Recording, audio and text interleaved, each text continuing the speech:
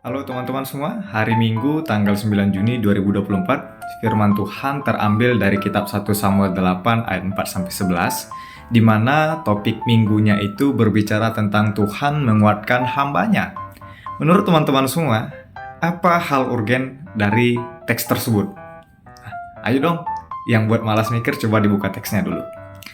Nah, pertama-tama tentu teks itu akan menguatkan Samuel. Dari apa dan untuk siapa?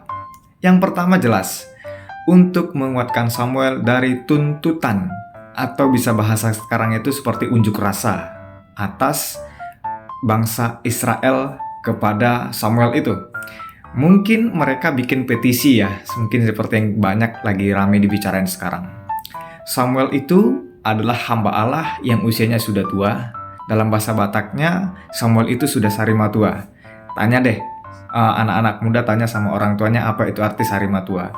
Dan dari situ untuk konteks kekiniannya, hamba yang dimaksud tentu adalah kita. Tuhan menguatkan hambanya itu adalah kita.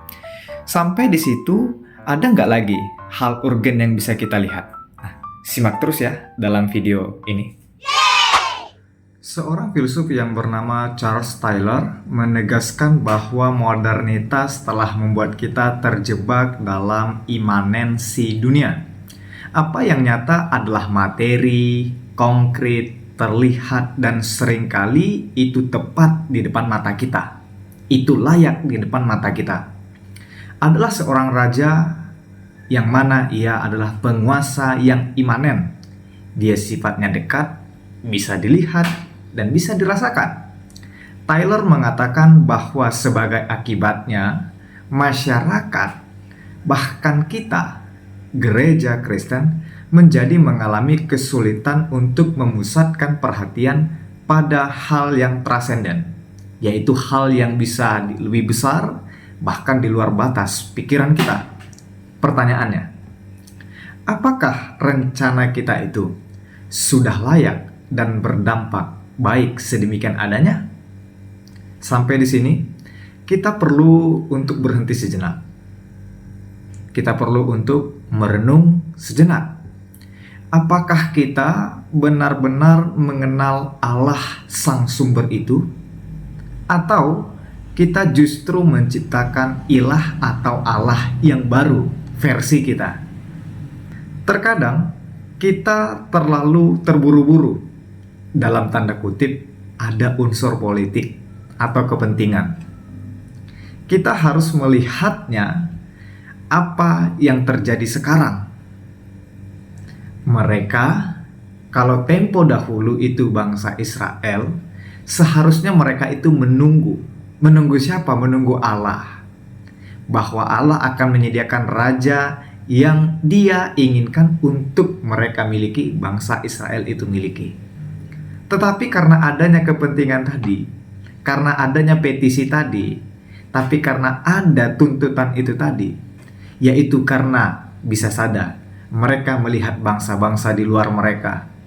Mereka menjadi ingin, mereka tergiur. Alhasil apa yang terjadi? Mereka ingin menjadi seperti bangsa-bangsa lain. Meskipun bangsa-bangsa lain itu telah dieksploitasi, dilecehkan, dianiaya, dan dipinggirkan oleh raja-raja mereka. Dalam meminta seseorang raja, mereka mengambil yang terbaik kedua, bukan dia yang terbaik. Ya. Dalam meminta seorang raja, mereka mengambil yang terbaik kedua, bukan dia yang terbaik. Itu versi manusia. Ya, keinginan untuk menjadi seperti orang lain dapat membuat kita puas dengan yang terbaik kedua. Dan kita semua memiliki orang-orang yang Tuhan pakai untuk berbicara dalam hidup kita.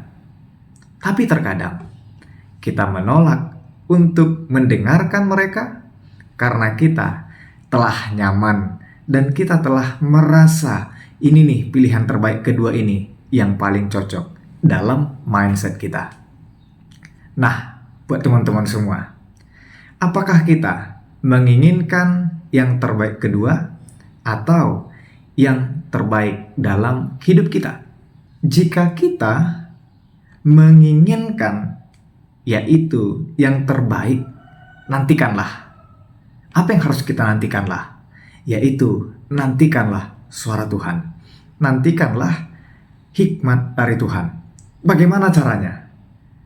Yaitu kita harus lebih peka dan meningkatkan kesadaran kita, awareness kita. Jika kita merasakan ada yang manggil kita, kita harus tanggap. Dan tak lupa, kita harus semakin rajin untuk diskusi, untuk sharing akan firman Tuhan. Jika kita tidak ingin membuat kesalahan yang dilakukan oleh bangsa Israel dalam nas kita, ini nih harus kita dengar. Percayalah kepada Allah dan lakukanlah yang baik. Tentu yang baik dimaksudkan di sini bukan dalam basis kita, tapi dalam basis Allah. Karena Allah akan menguatkan hamba-Nya.